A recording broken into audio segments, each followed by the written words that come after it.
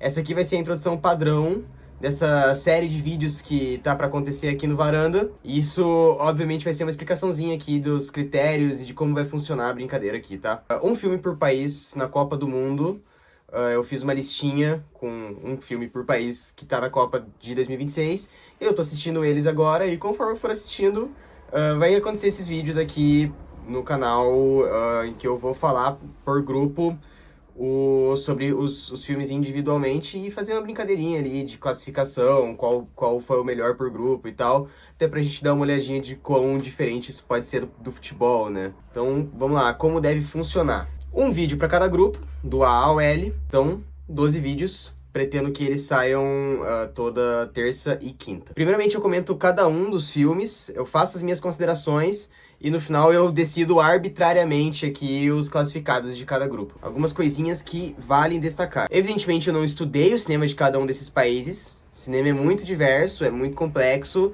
E nenhum desses países se resumem à escolha que eu fiz aqui, sabe? Eu escolhi um filme individualmente, aleatoriamente em alguns casos. Em alguns vários países vocês vão ver que escolhi o que dava para ser escolhido, o que eu conseguia ter acesso, o que a linguagem permitia, o que tinha legenda, o que dava em muitos casos. Não é uma brincadeira para definir qual o melhor cinema, tá? Alguns países eu tive muita dificuldade em encontrar algo, então qualquer circunstância diversa para ver o filme, eu vou deixar avisado na hora que eu vou explicar ele. E eu acho que é isso. Agora vocês podem finalmente ficar com o vídeo. Oi, gente, tudo bem com vocês? Mais uma vez aqui, dando continuidade a esta série maravilhosa que começou recentemente. Um filme por país na Copa do Mundo. Agora estamos no grupo B.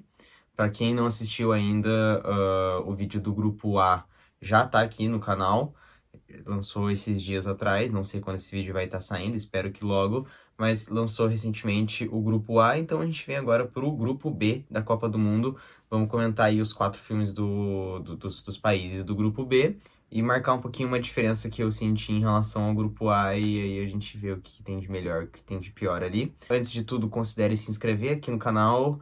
A gente, no momento em que esse vídeo está sendo gravado, estamos quase atingindo a meta de 200 inscritos.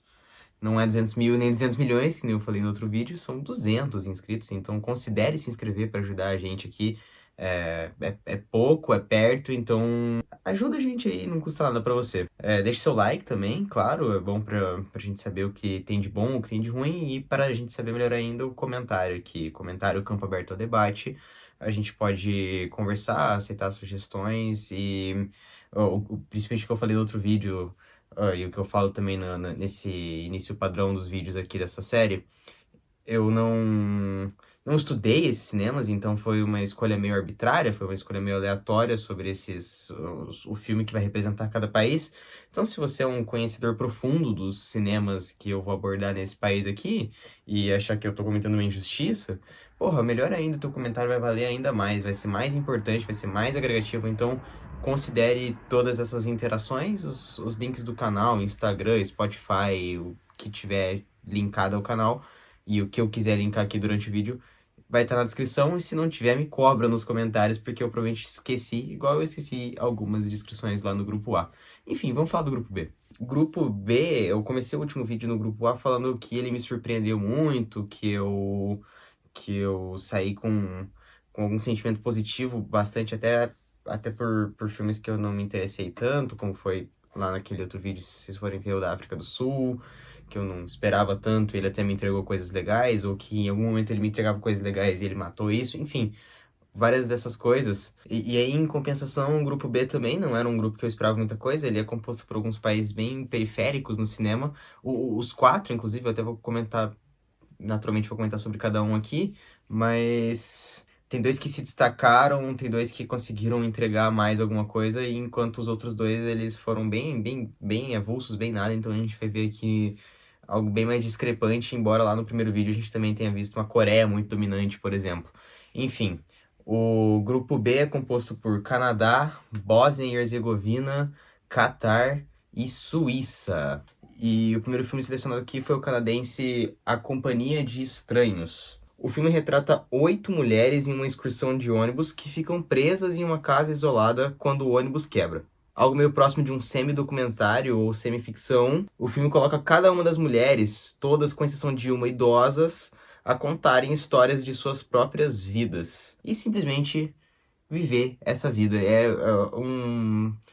Eu falei ali, tem dois que se sobressaem, mas e aqui tá um que, porra, quando eu seleciono filmes canadenses, foi uma seleção um pouco difícil, igual o outro dessa lista, desse grupo, que também foi meio difícil, porque ele é mais uma produção codependente, né? Aquele país, ele mais produz coisas codependentes e ajuda produções de outros países, que de fato tem uma história, né? De fato tem uma produção histórica cinematográfica. O Canadá, aparentemente, ele é um pouco nisso, ele é um pouco dependente, ou ele é um pouco um cinema de apoio do cinema dos Estados Unidos. E esse eu busquei sempre mais perto do que eu pudesse do puro, né? Do que fosse de fato um filme produzido, filmado no país, dirigido por alguém que nasceu naquele país. E aqui a gente tem, então, um filme dirigido por Cynthia Scott, que é uma canadense, e o filme é todo gravado no Canadá, então é um filme puramente canadense, e ao mesmo tempo em que ok, encontrei, eu ficava um pouco com o pé atrás do que pode ser um documentário canadense, talvez se passando, né? Mas não, inclusive, bastante gente fez esse comparativo e foi a sensação mais fácil que dava para ter ali. É um filme de 1990, eu não acabei comentando, mas ele, nesse linear entre a ficção e o documentário, ele se aproxima um pouco do que o Kiarostami fez de melhor, e é aquele vídeo do Casagrande falando, né, o Santos tá querendo copiar o Guardiola e tá conseguindo, totalmente guardado as devidas proporções, mas é muito próximo em sentido mesmo, né, em propósito ali, talvez a gente possa... acho que não, porque a Varda se inseria bastante, né? Mas porque é um filme muito doce, e ele é um filme muito interessado na história dessas personagens, mas ele ainda é um filme muito mais ficcional do que a Varda naquela fase documental dela fez, né? Mas nesse sentido de proximidade com essas personagens, de interesse por essas histórias, o filme me lembra bastante a doçura de Agnes Varda, e aqui também é muito doce, muito, muito interessante por causa disso. A gente vai ver bastante se reproduzir o comentário, né? Que a galera, porra, essas velhinhas sensacionais, e até um pouco dessa compaixão meio intrínseca, né? Você naturalmente sente essa compaixão, mas não é por isso, nunca vai ser por isso, ou simplesmente por isso, né? O filme começa com aquela névoa interessante, e eu acho que essa névoa guia bastante do que é de mais a se revelar durante o filme, porque essa névoa some, né? E ela cada vez mais se dispersa, ela cada vez mais se clareia até o ponto final. E em um decorrer que a gente encontra muitos cenários de amplitude, muitos cenários com muita luz, muitos cenários muito clareados e com muita proximidade, com uma natureza muito específica, assim, e aí também acaba estabelecendo bastante essa relação dessas personagens que estão perdidas ali, que não sabem, né, elas não sabem exatamente onde estão, o ônibus estragou, e aí uma delas está tentando consertar, as outras estão só existindo, e a gente só acompanha a existência delas enquanto o ônibus não conserta nessa viagem, e aí a relação delas com a natureza acaba sendo necessária, mas não é um filme sobre uma conexão desse tipo, e sim a ambientação delas ali, a relação delas com esse espaço acaba sendo agregativa, porque naturalmente vai ser um filme de passagem de tempo, né? Um filme com oito mulheres e 7 idosas, se eu não me engano, é, convivendo, e em geral elas não se conheciam, né? Entre estranhos ali, então se conhecendo também, então a névoa se dispersa e essa relação de vida ganha uma clareza muito mais interessante, porque a gente pode falar de morte a partir de uma pessoa de idade, né? A gente pode falar de morte a partir de uma pessoa que viveu bastante, mas o quanto interessa falar de vida, né? Não que o mais interessante seja isso, mas gosto da relação que essa vida tem com a natureza em volta delas, como a relação de vida dela se estabelece com coisas naturais ali, a moça que tinha medo do sapo, a moça que pegava o sapo, e enfim. É uma surpresa bastante positiva, tá? Eu gostei bastante desse filme. Tá aí, né? Eu não esperava que o Canadá me entregasse alguma coisa que me tirasse um pouquinho do nada, mas a gente saiu com alguma coisa daqui, foi bem legal. Curiosamente, as informações aqui diz que a diretora ela encontrou em um lar de idosos essas personagens, em clubes de terceira idade. E aí tinha uma freira, uma mulher negra, uma lésbica, uma mulher com um moicano, uma inglesa e duas senhoras refinadas. É bastante um pouco a vibe do filme, um pouco como o filme se comporta mesmo. Uma proliferação de vida mesmo, né? Quantas vidas a gente tem aqui, quantas vidas diferentes, quantas vidas E isso em um tempo em que isso não era tão central, né? Quantas vidas específicas estão aqui? É um filme bem bacana, não? Ele não extrapola nenhum... Né? Eu acabei citando Kiarostami Varda pra falar dele, mas ele não chega nesse ponto em maneira alguma, mas não precisa, né? E aí, saindo da América, indo de volta pra Europa, que é sempre central por aqui. Obrigado pelos serviços prestados, Bósnia e Herzegovina, que eliminou a Itália e tirou de mais uma Copa. Mas, em compensação, o filme que eu selecionei deles aqui me deixou bastante decepcionado. Ainda mais porque um dos meus filmes favoritos da minha vida tem alguma relação com Bósnia, né? Não é um filme francês, mas que tá se utilizando da capital e da situação política da Bósnia para criar uma crítica ali, que é o Sarajevo, do Godard. Eu tinha certeza na hora de selecionar os filmes que a Bósnia podia me entregar bons filmes de guerra ou que me entregaria necessariamente um filme de guerra, porque esse contexto é muito vivo até hoje, mas principalmente porque ele é bastante recente. E aí eu me deparei com Quo Vadis Aida, sempre pedindo desculpa pela pronúncia de alguns filmes, tá? Aonde você está indo, Aida? Em 11 de julho de 1995, a tradutora da ONU, Aida, tenta salvar sua família depois que o exército assume o controle da cidade. Sua família está entre os milhares de cidadãos que procuram um abrigo no acampamento da ONU. Com uma pessoa de dentro das negociações, Aida tem acesso a informações cruciais que ela precisa interpretar. Como eu falei, é um filme com contexto de guerra, ele não é o que a gente entende como filme de guerra, né? É um filme que se passa durante ou que tem um contexto de batalha, mas é um filme que está sendo afetado pela guerra, é um filme intrinsecamente político, e também é um filme que participou do... Ele é um filme de 2020, aparentemente, e ele participou, ele foi indicado ao Oscar de melhor filme internacional, melhor longa-metragem internacional. E aí, pra quem assistiu ao vídeo do Grupo A, viu que eu desculhambei um pouquinho o filme Colia, lá da República Tcheca. Não porque ele foi indicado, mas porque o fato dele ser indicado indica muita coisa sobre o filme, né? E aqui, mais uma vez, é um filme bem insosso também, que, como dentro do Colia eu quis poupar tempo pra falar sobre, eu acho que eu posso me reservar aqui um pouquinho também, até porque ele é um filme bem maior do que os outros que eu selecionei dos outros países, é um filme mais conhecido, é um filme mais visto. Você não vai ter dificuldade de encontrar. Inclusive, o canadense eu vi num Drive aleatório, procurei o nome e achei o Drive.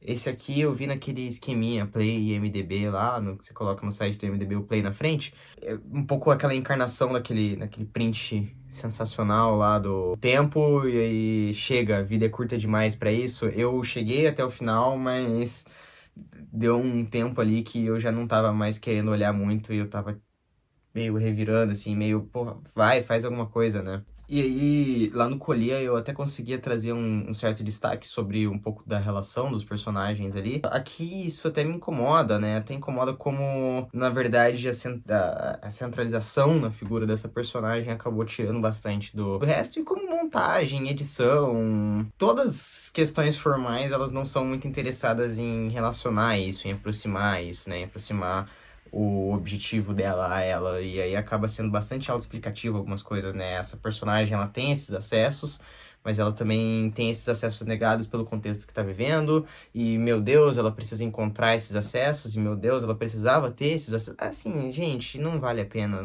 comentar muito. Chato pra caralho, tá? Não gosto de adjetivos, mas é acadêmico, é aquela coisa, é aquela regra tão chata, é aquela regra que a gente já tá vendo todos os Oscars, todos os anos. Só mais um. E aqui a gente vai pro Catar, o ex-país sede da Copa do Mundo, país sede de 2022, que surpreendentemente foi pra Copa mais uma vez. Isso é insuportável, isso eu não sei lidar, tá? O nome do filme é Síndrome de Branqueamento, de 2018, dirigido por Eyman Mirgani. Inclusive, como eu tô fazendo aqui no freestyle, eu acabei esquecendo de citar a diretora de Kuova Zaida.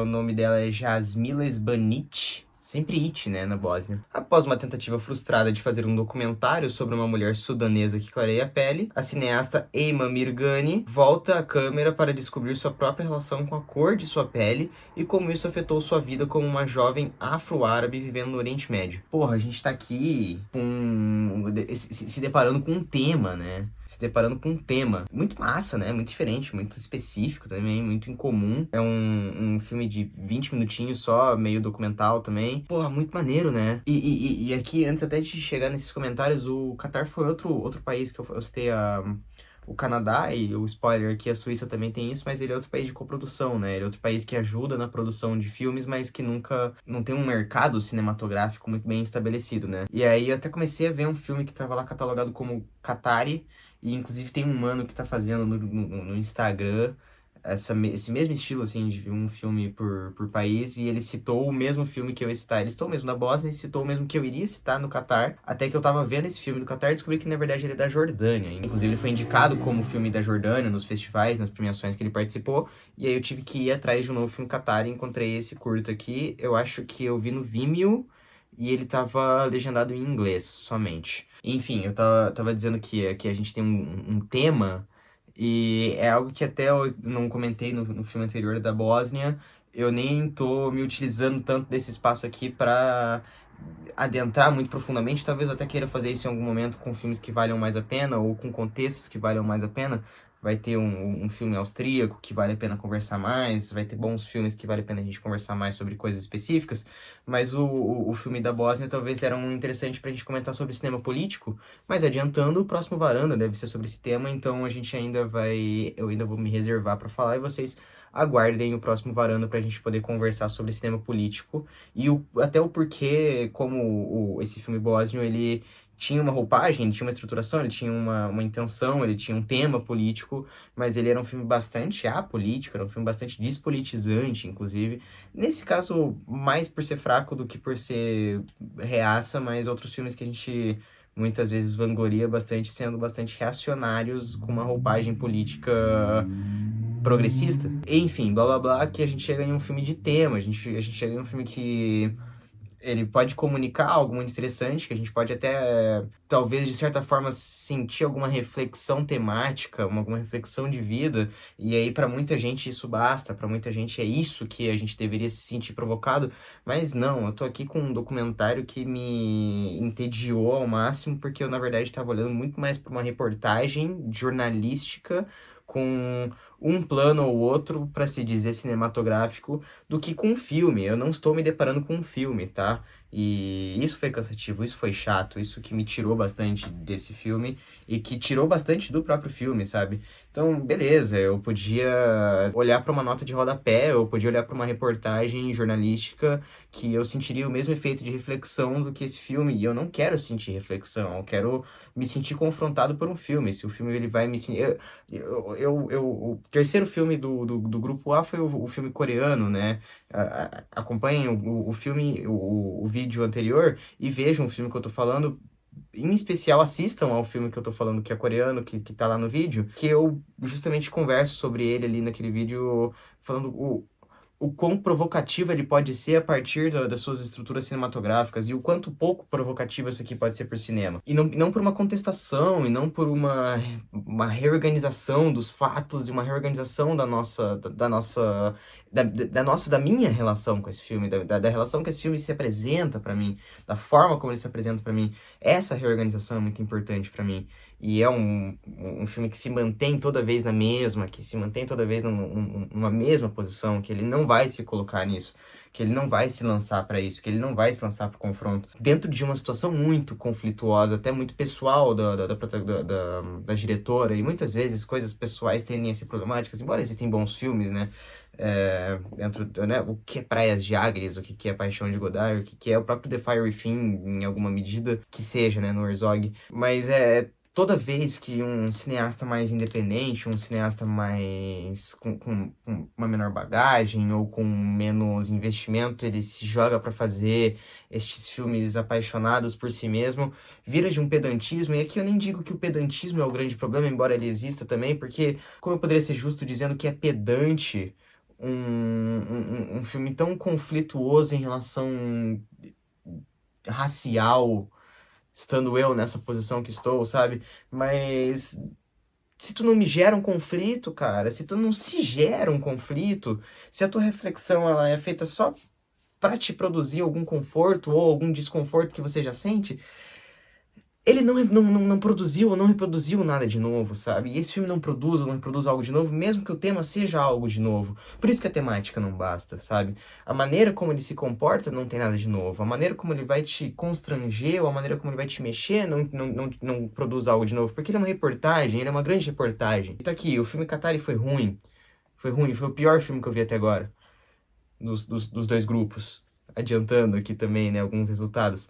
E me dói falar isso, porque eu tô aqui falando de um tema muito específico, de um tema muito tocante, né? Mas não dá, não dá, não dá. Eu não aguento olhar para reportagens, inclusive eu sou jornalista, eu assisto a reportagens todos os dias. E eu não quero olhar para reportagens, eu sou mais da ala do Eduardo Coutinho. Tudo que eu faço é contra o jornalismo. Enfim, esse filme é jornalístico.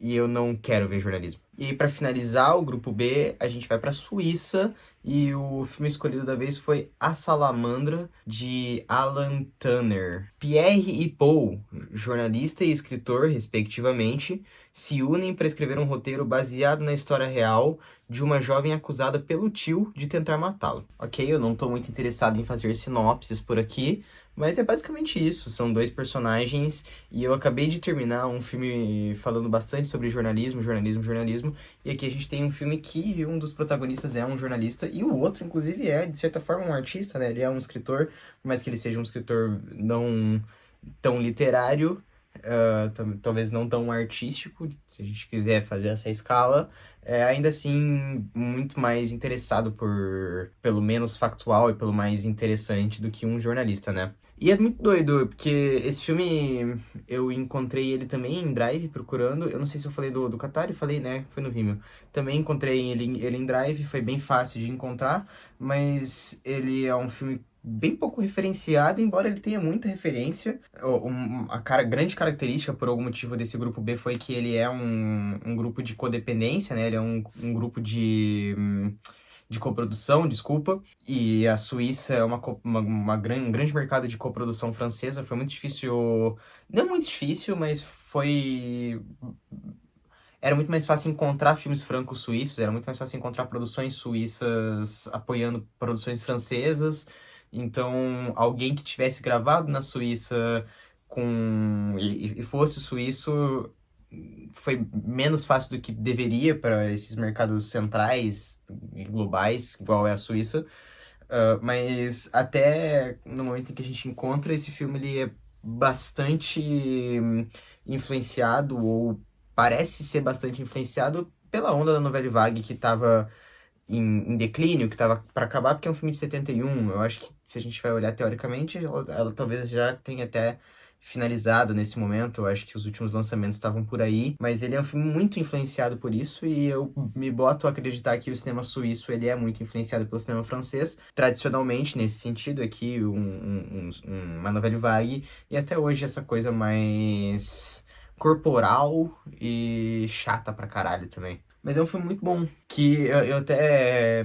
engraçado porque se vocês forem ver lá no primeiro vídeo, eu cito Macário no México. Quando eu citei uma pessoa que falou sobre esse Macário, ela falava que é um filme que marca bastante um momento específico do cinema clássico mexicano, mas que ele, por mais que tenha todas as referências desse cinema clássico mexicano, ele parece ser um pouco menos inspirado do que o cinema clássico mexicano. E aí a gente tá aqui um filme cheio de referência, um filme cheio de vitalidade da Nouvelle Vague, mas também tão pouco inspirado dentro desse sentido. Eu acho que talvez até lá talvez não, mas aqui até dá um certo charme de ressaca, porque são 3 anos após o Maio de 68, então é um filme bastante que se coloca bastante nessas questões de trabalhistas e de uma elite intelectual, e às vezes não elite, mas intelectuais em formação, intelectuais buscando seus espaços um pouco oprimidos e um pouco ressentidos e um pouco desesperançosos, ou com uma esperança um pouco alheia, uma esperança meio vaga. A protagonista, né, a moça identificada ali, que está sendo basicamente criptografada por vertentes diferentes de análise, né, jornalística e literária, é uma trabalhadora braçal, né? Uma trabalhadora de fábrica. A cena dela saindo da fábrica é sensacional, desabotando, indo embora, maravilhosa. E esses dois personagens que fazem parte, né, que eu tô falando, uma elite intelectual, talvez não, de novo, talvez não elite, porque tá muito famélico, tá muito depressivo, mas uma intelectualidade que tenta se formar e eles tentam criptografar, eles tentam analisar essa figura que é uma trabalhadora. Então a gente tem aí, de fato, uma grande ressaca do Maio de 68. A gente tem uma grande ressaca da Nouvelle Vague, de uma análise, de certa forma, que esbarra no filosófico, que esbarra num sociológico, mas que ainda é bastante mundano, que ainda é bastante incerto, que ainda carrega muita insegurança também. Então, esse filme preserva todas essas coisas, ele leva pra frente todas essas coisas e é um filme bem maneiro, ponto. É um filme bem maneiro. Por todos esses sentidos que eu tô dizendo aqui, por representar essa desesperança, por representar essa ressaca do Maio de 68, esse sentimento de quase foi, de quase algo, né? Ou de uma conquista um pouco vaga, ou de uma conquista que veio, mas que não se concretizou, ou que não se conquistou tanto assim, que talvez o sentimento de conquista tenha sido maior, que o sentimento de que a gente poderia ter conquistado também foi maior. Todas essas questões estão postas nesse filme, então ele acaba sendo muito interessante por isso, e naturalmente por carregar esse pós-Nouvelle Vague, ou essa falência da Nouvelle Vague, todas essas coisas aglomeradas, aglutinadas ali, fez um filme bem interessante, bem bacana. Então, finalizado o grupo B, agora a gente vai para as partidas, mas a forma como eu fiz lá no primeiro vídeo, se vocês forem ver, eu não gostei muito menos de editar. Então aqui eu vou ser um pouco mais direto. Na minha cabeça, quando eu idealizei esse quadrinho aqui, quando eu idealizei essa série, eu teria mais referências de futebol pra ir colocando, mas na verdade acabou sendo só uma análise cinematográfica mesmo, uma análise de filmes. Talvez em algum momento se surgir uma brincadeirinha futebolística, mas agora a gente tá falando de Canadá, Bósnia, Catar e Suíça, né? Então, nem que eu citasse, sei lá, Shaqiri, Alphonso Davies. O que tem de legal pra eu falar sobre essas coisas, né? No Catar tem o Lucas Mendes, então fica aí um grande abraço pro Varanda, né? Então eu vou produzir aqui por rodada. Na primeira rodada a gente tinha Canadá contra Bósnia e Catar contra Suíça. Eu coloquei aqui os placares de 2-0 pro Canadá contra a Bósnia, 3-0 pra Suíça contra o Catar. O filme, né, como vocês puderam acompanhar aí, o filme Catar foi o que eu menos gostei, e existe uma proximidade ali entre Suíça e Canadá, que vão provavelmente produzir um jogo muito interessante entre eles, mas entre Catar e Bósnia a gente tinha uma discrepância bastante dos adversários aqui, e aí a Suíça só atropelou, meio feijão com arroz também, não é como se a gente encarasse a Suíça como uma protagonista pro resto da Copa, mas talvez se a gente conseguir um chaveamento legal pra Suíça, a gente pode ver eles classificando legal. O Canadá vem para correr atrás disso aí também. E aí na segunda rodada, Suíça e Bósnia, Canadá e Catar, sendo bem genérico, o Canadá venceu por 2-0 mais uma vez o Catar. O Canadá também não tem muita força, né? Não é um time exatamente muito agressivo. Ele é um filme bem interessante, mas vamos parar por aí. Eu acho que talvez a gente pode encarar que o filme canadense ele se defende melhor do que ele ataca. Então a gente tem aí uma boa geração defensiva do Canadá com esse filme do que uma geração que produz uma ofensividade legal, assim. O meio de campo ele até controla bem a bola, mas fica por isso ali no Canadá e não consegue construir grandes jogadas, então a gente acaba vendo um time ainda um pouco limitado ofensivamente. Já a Suíça, ela ataca bastante, acaba sofrendo com alguns contra-ataques, e por isso ela sofreu um gol da Bósnia, e eu coloquei aqui um 3-1, que o filme bósnio também, ele é uma porcaria, mas é uma porcaria que tá ali, né? E aí, na terceira rodada, pra finalizar, Suíça e Canadá, buscando ali o primeiro lugar do grupo. Bósnia e Catar já eliminados, ainda tem o melhor terceiro pra buscar ali, mas nesse duelo dos aflitos aí, a Bósnia venceu um dos piores jogos da Copa, 1-0 para a Bósnia. E como eu incitei aqui, a Suíça ataca bem e dá muitos contra-ataques, e o Canadá não ataca tão bem, mas ele se defende bem. Então a gente tem um 2-1 de um filme que atacou, de um filme, né? Pode ser de um time que atacou, de um time que foi para cima, mas que acabou também sofrendo lá atrás, acabou sofrendo com alguns recuos, acabou sofrendo com momentos de fragilidade, principalmente com momentos de fragilidade. O filme suíço foi bastante isso. E aí a gente tem um canadense que, por mais que sofreu lá atrás, porque o time suíço era bastante impositivo, ele conseguiu segurar um ataque muito forte. Não o suficiente, talvez a gente pode até dizer que começou ganhando, ou que produziu 1-1 ali, mas que também não foi o suficiente. Eu acho que pode ser, a Suíça sai ganhando, o Canadá empata ainda no primeiro tempo, a gente tem 1-1 no primeiro tempo, um amasso da Suíça no segundo tempo, que sai um gol no finalzinho e ganha o jogo ali, né, só nessa insistência, tá? E aí finaliza assim, né, com Suíça líder, 100%, 3 vitórias, 9 pontos, né? 8 gols feitos e os 2 sofridos, um para a Bósnia e um para o Canadá. O Canadá vem logo em seguida classificado com 2 vitórias nas 3 partidas, uma derrota para a Suíça, 5 gols feitos e 2 sofridos. É uma boa defesa, só sofreu gols para a Suíça, né? A Bósnia vem em seguida vencendo apenas uma partida nos 3 jogos, tem seus 3 pontinhos ali, venceu do Catar, fez os 2 gols e sofreu 5. E a gente tem um Qatar que perdeu as 3 partidas. E mais uma vez eu faço o time, e em último lugar, não fazer nenhum gol, né? Mas o Qatar mereceu também, né? Filme chato pra caralho. Enfim, a gente já tá transformando aqui um mata-mata, né? Se a gente for ver que quem classificou do grupo A. E a gente tem cada vez mais formado essa classificação no mata-mata. Não sei se vai ter vídeo pro mata-mata. Talvez eu faça uma brincadeirinha no Instagram. Ou talvez eu faça uma brincadeirinha em vídeo pro mata-mata inteiro. Pode ser. Mas não sei se vai ter vídeos específicos pro mata-mata. Enfim, esse foi o vídeo. Muito obrigado por ter assistido. Não sei se ele ficou mais curto ou mais longo que o outro, porque o outro deu bastante trabalho pra editar sozinho. E não ficou uma boa edição ainda, se vocês forem ver. Mas deem uma chance pra gente, porque a gente é fudido, tá? A gente faz como a gente pode.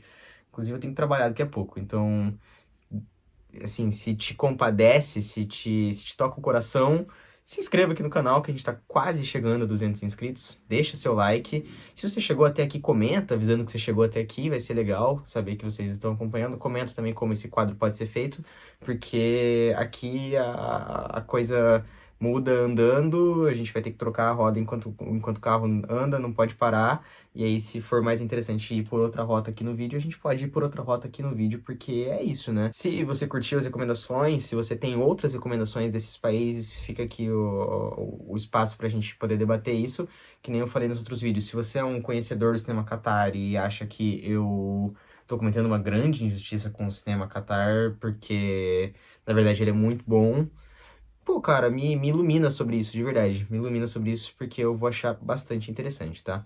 Muito obrigado por ter assistido, esse foi o vídeo, e a gente fica aqui pro grupo C, que tem Brasil, né? Até mais.